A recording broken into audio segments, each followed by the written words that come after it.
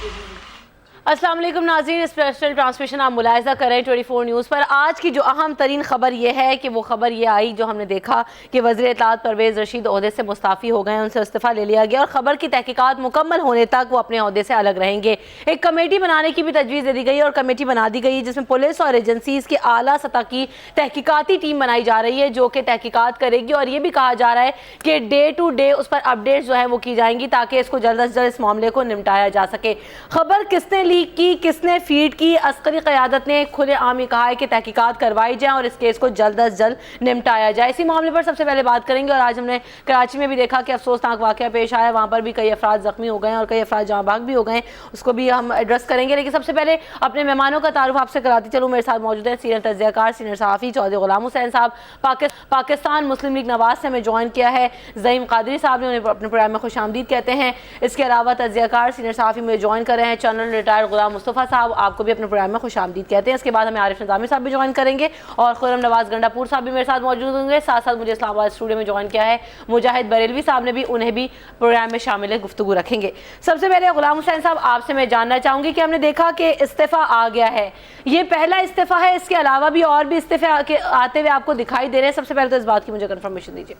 नहीं, ये इस्तीफ़ा भी ये गोल मोड़ और जिसको मैंने दोपहर को भी कहा कि पंजाबी में कहते हैं गोंगुला तो मिट्टी झाड़ने बराबर, तो इस तरह काम नहीं चलेगा। जितने लोग मुलव्वस हैं, जिन्होंने कौमी सलामती को नुकसान पहुँचाया है और सिक्योरिटी के मतलब हाईएस्ट लेवल के अजलासों की जो है तोड़ मरोड़ कर और दुश्मन को फ़ायदा पहुँचाने के लिए ख़बरें बाहर दी हैं, उन सब को पकड़ के और गिरफ़्तार करके उन पर आर्मी एक्ट के तहत मुकदमा चलाया जाए और समरी ट्रायल हो और इनकी अगर उन्होंने बड़े जराइम किए तो सजाए मौत दे के चराहों पर लटकाया जाए, नहीं तो उनको काबिल ज़िक्र सजा दी जाए ताकि इतने बड़े ज़िम्मेदारों पर फायद हो के अगर इस तरह चूड़े चमार उनसे ख़बरें ले जाएँ और जाके छाप दें तो और मुल्क का नुकसान करें, तो फिर इसको किस तरह बंद के रोका जाए, ये इनको नकेल डालने की ज़रूरत है। नहीं, चूड़े चमार आप सहाफ़ी कह रहे हैं, क्रेडिबल सहाफ़ी हैं, वो क्रेडिबल हमें नहीं, मैंने वैसे बात की।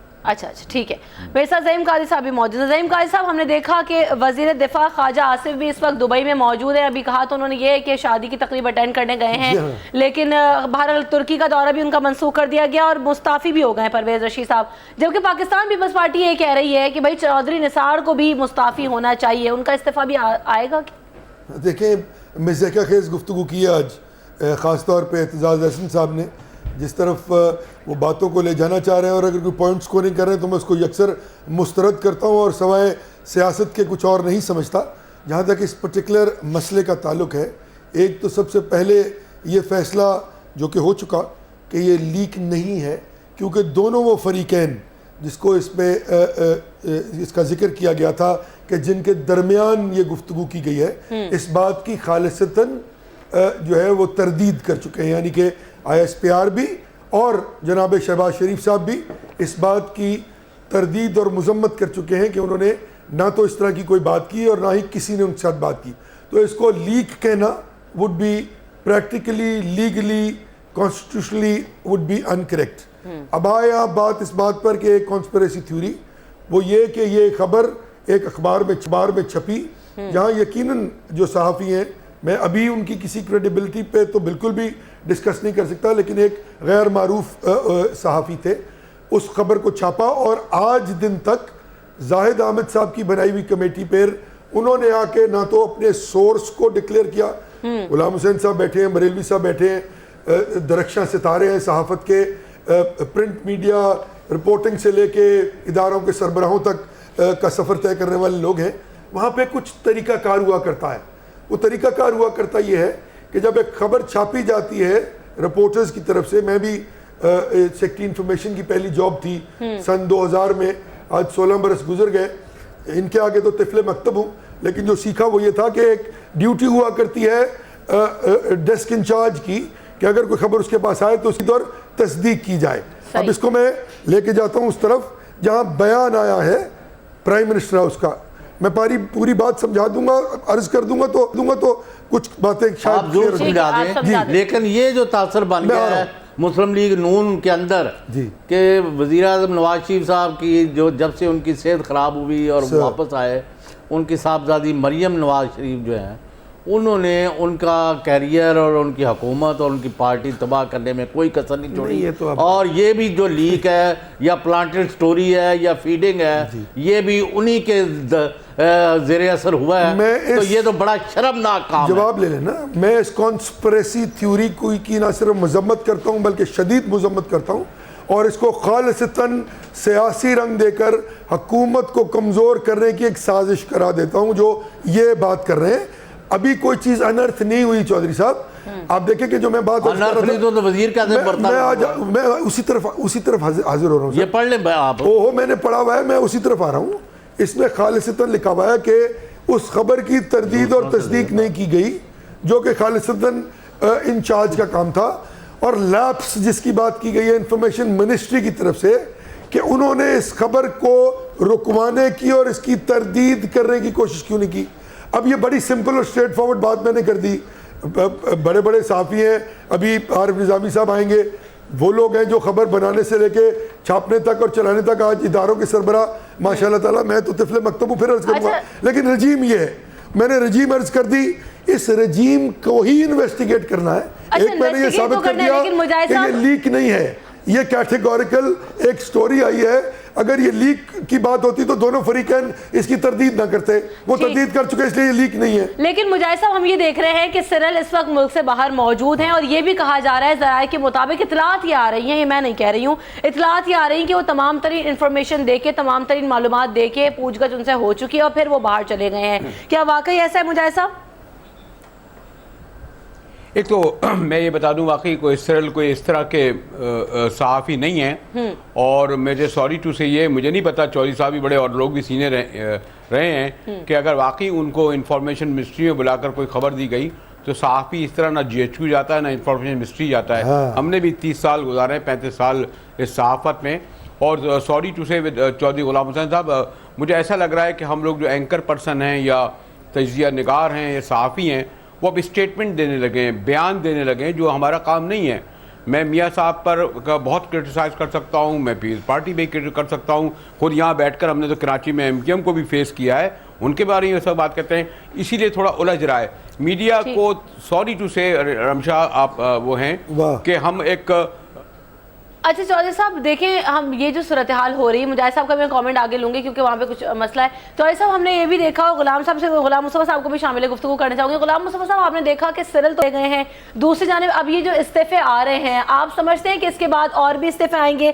5 अफराद जो हैं वो कहा जा रहा है सरकारी एलामी के मुताबिक कि तहकीकाती कमेटी किसी भी शख्स को किसी भी वक्त बुलाने का इख्तियार रखती है। उसमें 5 लोगों के नाम है, फवाद हसन फवाद साहब का नाम है, IG पंजाब मुश्ताक सुकैरा का नाम है, एजाज चौधरी, अबसार आलम और राना सनाउल्लाह भी उन तमाम नामों में शामिल है। तो इनसे भी तहकीकात होंगी। अब देखिए, बात ये इतनी बड़ी है कि तहकीकात का दायरा शायद इससे भी बड़ा हो, बड़ा करना पड़े, और अल्टीमेटली इस इस्तीफे पे मैं समझता हूँ बात नहीं रुकेगी।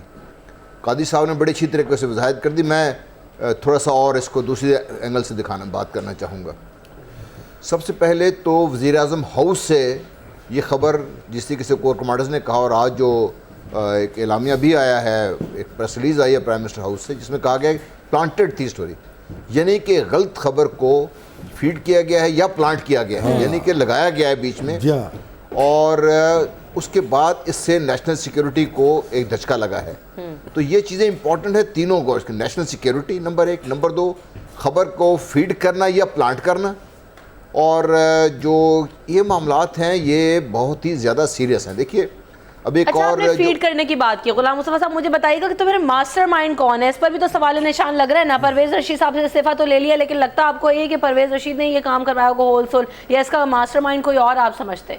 देखिए, स्पेकुलेशन तो लोग यहाँ तक भी कर रहे हैं कि शायद प्राइम मिनिस्टर साहब के खुद ज़ेर असर बात हुई है। स्पेकुलेशन ये भी हो रही है कि चीफ आर्मी स्टाफ ने या आर्मी ने ये जो परसों जो गवर्नमेंट का वफद गया था, उनको ये बताया है कि ना सिर्फ ये कि वज़ीर इत्तलात शामिल थे, उसमें मरीम नवाज़ का भी नाम उन्होंने लिया गया है, फवाद साहब का नाम भी लिया गया है, शायद ख्वाजा आसिफ, 4-5 लोगों के नाम लिए गए हैं। और जो मैं ये स्पेकुलेशन की बात कर रहा हूँ, अब जबकि हमारी एक कमेटी बन गई है और इसमें बड़ी हाई पावर्ड कमेटी है जो इंटेलिजेंस की, उनको ये मैं को इन्वेस्टिगेट करना चाहिए। मैं ये सिर्फ आपकी तवज्जो मबसूस कराना चाह रहा हूँ, वो ये है कि हम पूरी दुनिया को बताने की कोशिश कर रहे हैं कि हुकूमत और फ़ौज मिलकर दहशतगर्दी के खिलाफ लड़ाई लड़ रही है। ये खबर जब प्राइम मिनिस्टर हाउस से फीड हुई है या प्लांट की गई है, जिसने भी की है, वो ये सॉरी सर, ये कहाँ लिखा हुआ है कि प्राइम मिनिस्टर हाउस से प्लांट की गई है सर? क्योंकि जहाँ से भी प्लांट ये प्राइम मिनिस्टर हाउस से भी लिखी है। प्राइम मिनिस्टर हाउस ना कहना आप। देखिए मीटिंग जिसका Why जिक्र are हो you रहा है, trying to create a gulf between the government and the No, I'm not creating any gulf. मैं सिर्फ बात जो कर रहा हूँ, यही हकीकत कर रहे हैं सब। मैं Everybody is trying to do that. I don't know why. I am not everybody, मैं सिर्फ जो बात कर रहा हूँ ये है कि मीटिंग प्राइम मिनिस्टर हाउस में लेकिन ये जनरल साहब माफ़ करना, कादरी साहब की इतला के लिए परवेज़ रशीद ने 1 नहीं 2 नहीं 15 नहीं 20 लोगों को खुद कहा है। आज तो उनका बरतरफी होगी, आज तो हर एक बंदा पत्थर उठा के उसके साथ मारना शुरू हो जाएगा क्योंकि वो गिर गया है। मैं कह रहा हूँ कि वो परवेज़ रशीद कहते हैं मैंने कतल उनको कोई इन्फॉर्मेशन नहीं दी, कोई फीडिंग नहीं की, ये मेरे पास खुद आए हैं सल्लल्लाहु मीडिया और उन्होंने कहा जी वहाँ ये हुआ वहाँ वो हुआ। वो तो ऐसे बातें कर रहे थे जैसे मैंने पहले भी बार बार कहा है कि जैसे उन्होंने टेप रिकॉर्डिंग सुनी है या वो वहाँ मीटिंग में बैठे हुए थे।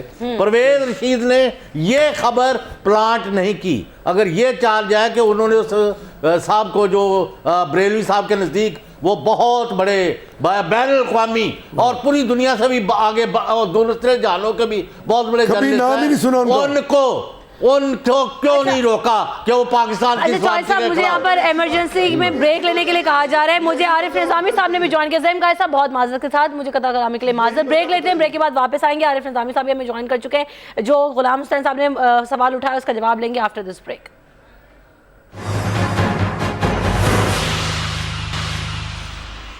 फैसला कुन घड़ी में आपको एक बार फिर कहेंगे खुशामदीद। मुझे ज्वाइन किया है सीनियर तज्ज़ियाकार, सीनियर सहाफ़ी आरिफ निज़ामी साहब ने भी, उनसे बात करते हैं। आरिफ निज़ामी साहब, आपको क्या लग रहा है कि परवेज़ रशीद को क्या सियासी बकरा बना दिया गया, मास्टरमाइंड कोई और है?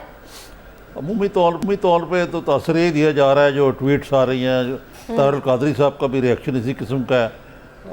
गुलाम हुसैन साहब ने जिस तरह बड़ी तफसील से अभी ब्रेक से पहले बताया कि वो शायद सुनने वाले तो थे, अब बतौर इंफॉर्मेशन मिनिस्टर ये उनका फ़र्ज़ मनसबी में शामिल है कि अगर कोई भी जर्नलिस्ट उनसे मिलने आए और ख़ास तौर पे एक इस्लामाबाद का बड़ा प्रोमिनेंट जर्नलिस्ट सल्लल्लाहु मीडिया, तो वो अगर टाइम लेके आया तो उन्होंने मिल लिया उसको। इसका ये मतलब नहीं है कि वो सोर्स है इसका। दूसरे मेरा ख़्याल है कि अगर इसकी JIT बन गई, जैसे कि कहा गया कि जॉइंट इन्वेस्टिगेशन टीम बन गई जिसमें IB, MI और ISI के एहलकार या सीनियर एहलकार हों, पुरत कर दिया जाए, तो इस मसले पे जो मेरा ख़्याल है जो विच हंट करने की कोशिश की जा रही है ना, कि जिसको मर्ज़ी आप ट्वीट करके या हम यहाँ बैठ के उसके मुंह पर कालक मल दें कि जी तुमने लीक किया, तुम गद्दार हो। ये इस किस्म का मकारती किस्म का जो माहौल है, मेरा ख्याल से इसको ख़त्म होना चाहिए अब, और इसकी सीरियसली तहकीकात होनी चाहिए अगर ये शुरू होती है वाकई ऐसे। क्योंकि अगर तहकीकात हो रही है तो फिर let them come to the conclusion, और हुकूमत को भी अगर वाकई वो डंग टपाओ काम नहीं कर रही और मुखलस है, आज तो उन्होंने अगर परवेज़ रशीद साहब को पेंडिंग इन्वेस्टिगेशन जो मैंने जहाँ तक पढ़ा है उसमें ये नहीं है कि उन्होंने उसको गिल्टी करार दिया है, लेकिन इन्वेस्टिगेशन को फैसिलिटेट करने के लिए उन्होंने उनको कहा कि आप स्टेप असाइड कर दें। ठीक है। अच्छा, पाकिस्तान अवामी तहरीक की जानिब से हमें खुर्रम नवाज गंडापुर साहब ने भी ज्वाइन किया है, उनसे भी बात करते हैं। खुर्रम साहब, अभी क्या लग रहा है आपको कि जो एक तरफ से देखा गया था कि 23 दिन गुजरने के बाद आज पहला इस्तीफा आ रहा है, तो टाइम डिले टैक्टिक्स का भी मुजाहरा किया गया था हुकूमत की जानिब से, लेकिन वो गेन नहीं कर पाई। आप लोग भी सड़कों पर हैं, खान साहब भी सड़कों पर हैं, तारुल कादरी ने तो खैर अभी आने की कंफर्मेशन नहीं दी है, तो इसका सारा जो भी क्रेडिट आप कह लें या जो एक मैं कहूँ कि पॉइंट स्कोरिंग भी इसको कह लें, तो वो आपकी तरफ जाता है, हुकूमत पर प्रेशर बिल्ड होता है। बिस्मिल्लाहिर्रहमानिर्रहीम, शुक्रिया आपने मौका दिया कि मैं अपने व्यूज़ शेयर करूं। सबसे पहले तो जो मोहतरम आरिफ निज़ामी साहब ने फरमाया, मैं मोहतरम आरिफ निज़ामी साहब की बात को लेके चलूँगा कि अगर पेंडिंग इन्वेस्टिगेशन एक फेडरल मिनिस्टर को हटाया जा सकता है, तो जो हमने रिक्वेस्ट की थी कि पेंडिंग द मॉडल टाउन आवाज़ नहीं आ रही, मोहतरम आवाज़ वो कह रहे हैं कि नहीं आ रही। आप बोलिए, आवाज़ बढ़ा दीजिए, प्रोडक्शन काइंडली आवाज़ बढ़ा दीजिए। जी जी खुर्रम साहब, मैं ये अर्ज कर रहा था कि अगर परवेज़ रशीद साहब को पेंडिंग इन्वेस्टिगेशन हटा दिया जाता है अपने ओहदे से, हालांकि इस इन्वेस्टिगेशन पे वो असरअंदाज नहीं हो सकते। मुस्तफा साहब, आपको आ रही है आवाज़? नहीं, किसी को नहीं आ रही, दोबारा करवाएं। मेरा ख्याल है फिर ये दोबारा कर लें, क्योंकि मैं इंपॉर्टेंट बात आप करने बात लगा करें, था, खुरम आप साहब, चेक यहाँ करवा लें आपको तो ऑडियो। कष्ट से आ रही है ना, जी बारिश हो रही है, इनकी आवाज ना जाए। देखें, जब आपको तो कष्ट से आ सब रही है ना, साथी बरेलवी कह साहब। रहे हैं कि किसी को आवाज नहीं आ रही, उल्टे बांस बरेली है कि बरेलवी साहब को जा रही है, हमें नहीं आ रही है। ठीक है। अच्छा हाँ, कष्ट ये वो से आ रही, बात है कष्ट कि जी से। अगर तेनू आवाज आ रही है तो तू पैसे दे दे। मुजाहिद बरेलवी साहब, आपका जो बरेलवी काजियों का रिश्ता है, इतनी भी आवाज आ रही है ना। बरेलवी साहब, अच्छा ये बात भी की जा रही है, बरेलवी साहब आप सुन रहे हैं, आप उनसे जरा मुकालमा कर रहे हैं खुद ही। हाँ जी जी बरेलवी साहब नहीं, आपको मैं क्या जो लग रहा है बात कि कर रहा ये- था वो कहिए आप कहिए। बेसिकली जो बात अभी इन्होंने की है, मैं उस बात पे कमेंट कर रहा था कि अगर परवेज रशीद साहब को पेंडिंग इन्वेस्टिगेशन हटा दिया गया है, हालांकि वहां पे ऐसी पोजीशन में वो नहीं है कि he can influence the investigation, तो हमारी मॉडल टाउन में ये रिक्वेस्ट थी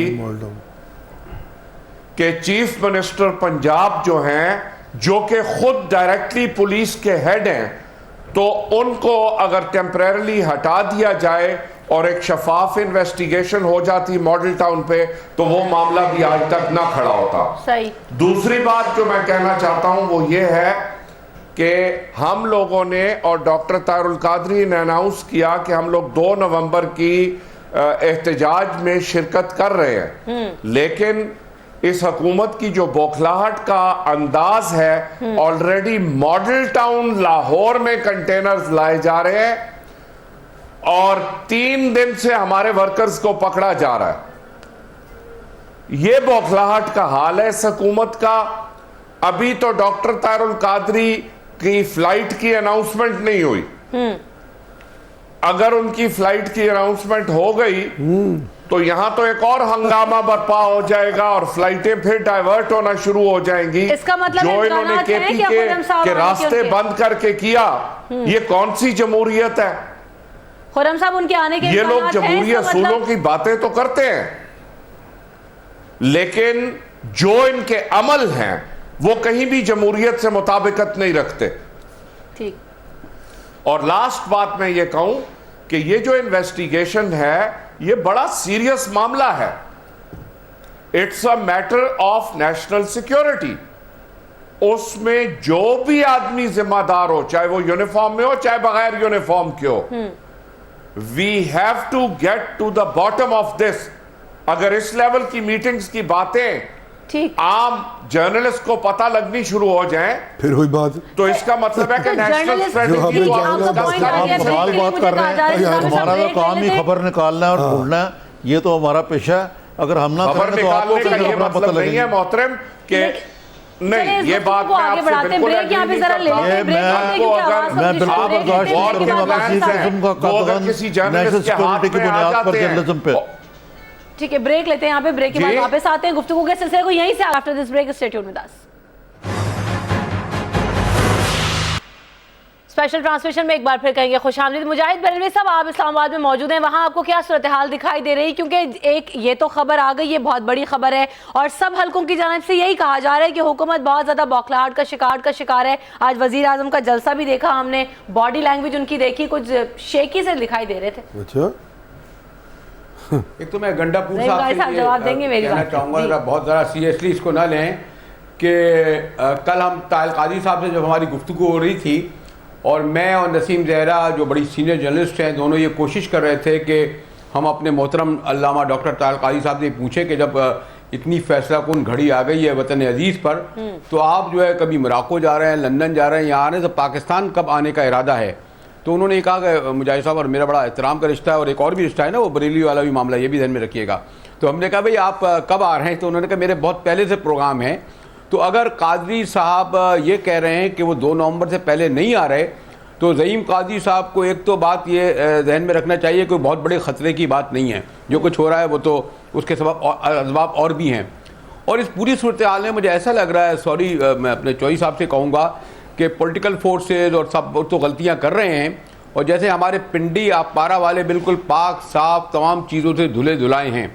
ये जो आज हम बहुत सारे मंजरनामे देख रहे हैं अफगान वॉर के बाद और फिर बहुत सारे मनाजिर, इसमें इनमें माजी में इनके जो बहुत सारे लोग हैं, सॉरी टू से मैं बहुत एहतियात से काम ले रहा हूँ इस वक्त, क्योंकि हमारी सूरत हाल सरहदों पर अच्छी नहीं है और हमारे दूसरे मामला भी हैं, इनका कोई मिसाली किरदार नहीं रहा है।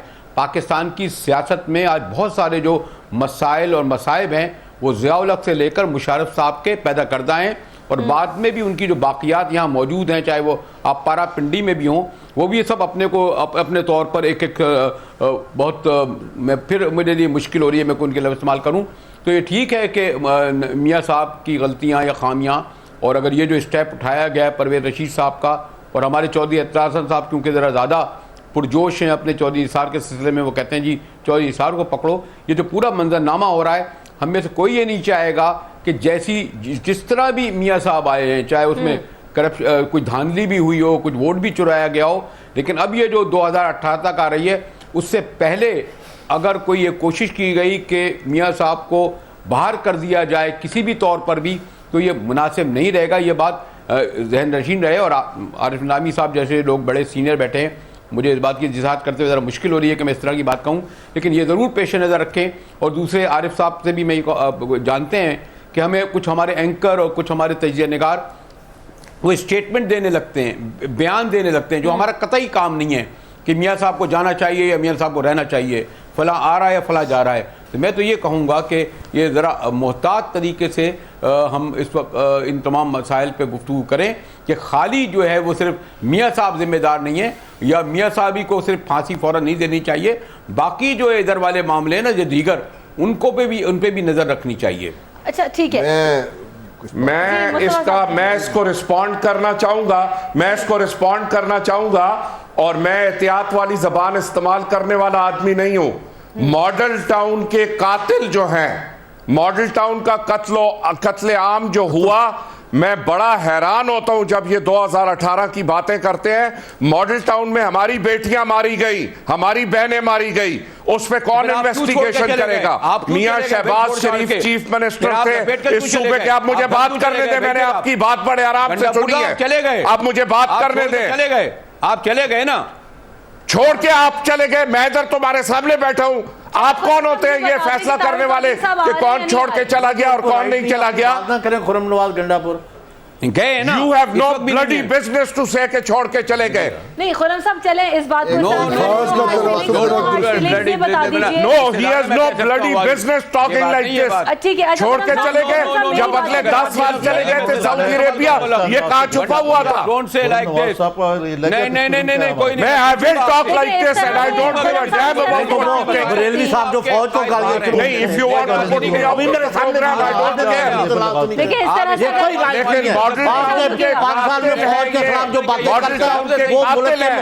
और जब तक मॉडल टाउन के कत्ल का फैसला नहीं होगा,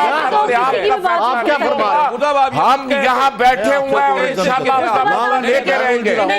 ये तो ऐसा लग रहा है कि 2 नवंबर की सरकार लग रही है, सारे लड़े कुछ सुन किसी की भी नहीं रहा है, सब जो है ना सड़कों पे मौजूद है। नहीं, लड़की क्या बात है, ये कोई बात है करने वाली? क्या अगर डॉक्टर तारुल कादरी दुनिया में नहीं रहते तो मॉडल टाउन का मामला खत्म हो जाएगा? आप ये लफ्ज़ इस्तेमाल नहीं करते, you are not bloody business, हमें सवाल करने का हक है। नहीं बड़े मैं चलो और आप पारा का सबसे बड़ा वफादार ज़िया-उल-हक की बात किया जो पारे की पैदावार है। मैं ज़िया-उल हक के मरने के दिन खड़े होकर कौम अपने बाप से जो गला कर ले। आज का इशू तो देख ले क्या है, बड़ा वफादार, वो पूरी कर सबसे बड़ा वफादार मियां नवाज शरीफ है। Great national patriot soldier. और मर जाए आप लोग शर्म से, जिस मुल्क में मॉडल टाउन जैसा सानिया हो, आपके ख्याल में किया, मेरे ख्याल में टाउन जैसा सानिया हो, और जमहूरियत का रोना रोया जाए। खुर्रम साहब रुक जाइए, मुस्तफा साहब, ये जमहूरियत है जहां मॉडल टाउन में जो कुछ हुआ? नहीं ये जमहूरियत है मुस्तफा साहब की, कोई किसी का कमेंट तक तो बर्दाश्त नहीं कर रहा, कोई किसी को चूहा कह रहा होता है, कोई किसी को कुछ इल्जाम लगा रहा होता है, ये कैसी जमहूरियत है? बर्दाश्त तो मानता ही नहीं है हमें। नहीं, वी विल डिस्कस दिस। देखिए हम ये कहते हैं कि जी बहुत सी गलत बातों में फंस गए आके। मैं मुजाहिद साहब ने भी जो सब्जेक्ट था उससे हटके बहुत दाएं बाएं बात की है। मुजाहिद साहब को इसका एहसास होना चाहिए। हम बात ही कर रहे हैं कि ये जो अगले दिन डॉन में जिस तरीके से भी खबर आई है उसका इम्पैक्ट क्या हुआ है नेशनल सिक्योरिटी पे, उसके आगे कहाँ पे जाना चाहिए। और अगर हम पुरानी तारीखें दोहराना शुरू हो जाए, मुजाहिद बरेलवी साहब, हमने 67 से पहले भी इस सारी दुनिया में हम रहे हैं। अगर हम रिपोर्टर नहीं रहे तो हमने बहुत सारा कुछ देखा हुआ, तो इसलिए मैं वो तो जाने की कोशिश नहीं कर, मैं सब ये कहने की कोशिश कर रहा हूँ ये गलतियाँ हम सब की हैं यहाँ पे से। लेकिन अब जो रिसेंटली ये जो कुछ भी हुआ है इसके 2-3 बड़े इंपॉर्टेंट पहलू हैं। जिसकी तरफ हम इशारा करने को तैयारी नहीं है उसके। ये मुझे बताइए कि ये प्राइम मिनिस्टर हाउस में मीटिंग हुई थी यहाँ पे ये, जिसके बाद ये खबर फीड की गई या प्लांट की गई और गलत थी, ये सबने कहा, ये भी माना, कोर कमांडर्स ने भी ये कहा, नेशनल सिक्योरिटी की शहबाज शरीफ साहब ने भी ये कहा, सबने कहा, ये मानने को तैयार। अब इसका इम्पैक्ट देखिए क्या है, पूरी बात करते जाए। मैं इम्पैक्ट आप ये देखिए इम्पैक्ट क्या है इसका। यार फिर भी बात, हेलमट श्मिट को जो लॉन्गेस्ट सर्विंग चांसलर थे वेस्ट जर्मनी के, उनको रिज़ाइन करना पड़ा किस बात पे? उनके ऑफिस से खबर लीक हुई थी एक, मैं ये बताना चाहता हूँ। नंबर 2, ग्रेट ब्रिटेन में उनके जो दो, इनके जो भी कहते हैं उनको, जो वजीर खजाना जिसको जो भी कहते हैं उसको, 2 को रिज़ाइन इसलिए करना पड़ा कि बजट डॉक्यूमेंट पेश होने से पहले, बजट डॉक्यूमेंट पेश होने से पहले बाहर आ गई थी। अगर आप मामलात की जो सेंसिटिविटी है उसको नहीं समझेंगे और हर चीज़ को हम सियासत की नज़र करते जाएंगे तो फिर मामलात संभलेंगे नहीं। अब मैं ये बात देखिए, माफ़ कीजिएगा, नहीं, ये सिविलियन के एहतसाब की बात होती है कि यूँ भी होना चाहिए, वो भी होना चाहिए। जिसने आधा मुल्क तोड़ा, ही died on his bed, Yahya Khan, क्या उसका एहतसाब हुआ? हुदुर-उर-रहमान की रिलीज नहीं की गई। एहतसाब तो बहुत लोगों का नहीं हुआ। मुशर्रफ ने इस आइन को अपने पैर तले रौंदा, वो बाहर बैठा हुआ ऐश कर रहा है। सियासत में एहतसाब होना चाहिए, आप लोगों का नहीं सबको होना चाहिए, साथ एहतसाब सबको होना चाहिए। 71 के बाद तो भुट्टो साहब प्रेसिडेंट थे पाकिस्तान के, चीफ मार्शल लॉ एडमिनिस्ट्रेटर थे, चुप रहता हूँ तो वो करते ना एहतसाब। खुर्रम साहब बोल रहे हैं। किसने बेची? अच्छा ज़हीम साहब बात हो रही है इंक्वायरी की, तहकीकात की। एक सिंपल सी बात है, जब परवेज रशीद साहब को इंक्वायरी तक के लिए अलहदा कर दिया गया उनके ओहदे से, तो अगर एहतसाब की बात करें जो कि मुस्तफा साहब ने भी कही है, तो भाई नवाज शरीफ पर भी इंक्वायरी तक अलहदा हो जाते, सीट छोड़ देते, मामला यहाँ तक नहीं पहुँचते जहाँ आज पहुँच गए। पनामा पर इंक्वायरी और कौन सी इंक्वायरी? पनामा पर इंक्वायरी पे हमने बाकायदा जवाब दिया, खड़े होकर असेंबली में डॉक्यूमेंट्स दिए। आज तक किसी ने वो डॉक्यूमेंट्स लेने की परवाह नहीं की। हम सुप्रीम कोर्ट गए, हमने वहाँ खत लिखा, हम सुप्रीम कोर्ट में मौजूद हैं, सुप्रीम कोर्ट हमारे खिलाफ फैसला करेगा, हम हाजिर हैं। इनके कहने पे इस्तीफा दे दें कि एक इल्ज़ाम पनामा में लग गया जहाँ ना हमारे फाइनेंशियल बायलैटरल रिलेशंस हैं उस मुल्क के साथ, किसी ने एक खबर लगा दी और मियां नवाज शरीफ इमरान खान साहब के कहने पे इस्तीफा दे घर चले जाए। 1.5 करोड़ वोट लेने वाला आदमी, आप 2 दिन बाद जब वो दे देंगे तो फिर आप क्या कहेंगे? तो हम छोड़ देंगे वो फैसला आइसलैंड का प्राइम मिनिस्टर घर क्यों चला गया? फैसला कर दे। गंडापुर साहब आपका क्या मौका है, किस बात पर लड़ रहे हैं? आइसलैंड का प्राइम मिनिस्टर, इसलिए कि आइसलैंड के प्राइम मिनिस्टर का उसमें नाम था, वजीर आजम नवाज शरीफ का उसमें नाम नहीं है। तो यहाँ वजीर आजम का सारे खानदान का नाम फिर है। आप जाके नहीं देते ना यार, जाए कर लें जो आपने करना है। चले हमने ये सुना था बस। आई एम श्योर ज़हीम कादरी साहब आपको मालूम 10,000 बंदे को आप चाहते हैं मुकैयद हो जाए, 18 करोड़ अवाम उसकी, क्या आप लोगों को मरवाना जानते हैं? और क्या पता है क्या कत्ल कराया आपने? बिल्कुल आप मरवाना चाहते हैं, ज़हीम कादरी साहब कत्ल किया था वो जेल में, जिस तरह मॉडल टाउन में आप लोगों ने हमारे खिलाफ फैसला होगा, हम आप दूसरों को सबक दे सकते हैं कि लोगों को मारा कैसे जाता है। You are the experts. No, we are not the experts. This is wrong notion of yours. You are the experts. You are murderers. वो पुलिस वाले जेल में बंदे Let the court decide. You are not the court. आज तक तो कातिल नहीं पकड़े गए ना, पकड़े 7 मौजूद है, 6 माह के प्रमोशन दे रहे हैं जनाब। मैं आपको अर्ज करूं नहीं पकड़े गए, बड़े अफसोस की बात है। इनके कहने पे हम फांसी का बंदा पकड़ के मुझे जरा इजाजत दे दें कि जुमला बोलने की। कानून है, राणा सनाउल्लाह ने मीटिंग में कहा है कि क्या हम लोग मॉडल टाउन वाले सारे पुलिस ऑफिसर्स को प्रोटेक्शन नहीं दे रहे हैं? ब्रेक लेते हैं, ब्रेक लेते साहब से मैं आखिर की बात पूछूंगी कि जो कमेटी बनी है और ये भी कहा जा रहा है कि डेली बेसिस पर इंक्वायरी का आगाज होगा और फौरी तौर पर इस मामले को निपटाया जाएगा, क्या वाकई ऐसा होगा? क्योंकि ये भी कहा जा रहा है हल्का फिक्र में कि कमेटी पर कमेटी बना दी जाती है लेकिन उस तरह से उसके आउटकम्स नहीं दिखाई देते, रिजल्ट्स नहीं दिखाते। इस पर बात होगी after this break, stay tuned with us. Special transmission फैसला कुन घड़ी में आपको एक बार फिर कहेंगे खुशामदीद। आरिफ निज़ामी साहब, आपको क्या लग रहा है जो कमेटी बन गई है और जिस तरह से कहा जा रहा है कि डेली बेसिस पर कार्रवाई हो और जल्द अज जल्द इस मामले को निपटाया जाए, ये कमेटी उतनी फाल होगी, जल्दी इस मामले को निपटा सकेगी ये देखिए इस पे या डिपेंड सिर्फ करता कमेटी की है। हद तक होगा? देखिए ना जब वो आईबी या आईएसआई और एमआई कमेटी बन जाएगी तो फिर ये तो उनके ऊपर डिपेंड करता है वो क्या टाइमलाइन, क्या इसके टर्म्स ऑफ रेफरेंस किस अंदाज से चलते हैं। अब बातें तो बड़ी हो रही हैं, कोई कहता है ऑफिशियल सीक्रेट एक्ट के तहत होगा, कोई कहता है आर्मी एक्ट के तहत होगा। अभी तो इनको वैसे तो जहाँ तक मेरी इत्तला है कि जो ज़्यादा को काम नहीं है, ये जल्दी हो जाना चाहिए, इसलिए कि जो फोरेंसिक इंफॉर्मेशन है वो तो ऑलरेडी ऑन द टेबल है।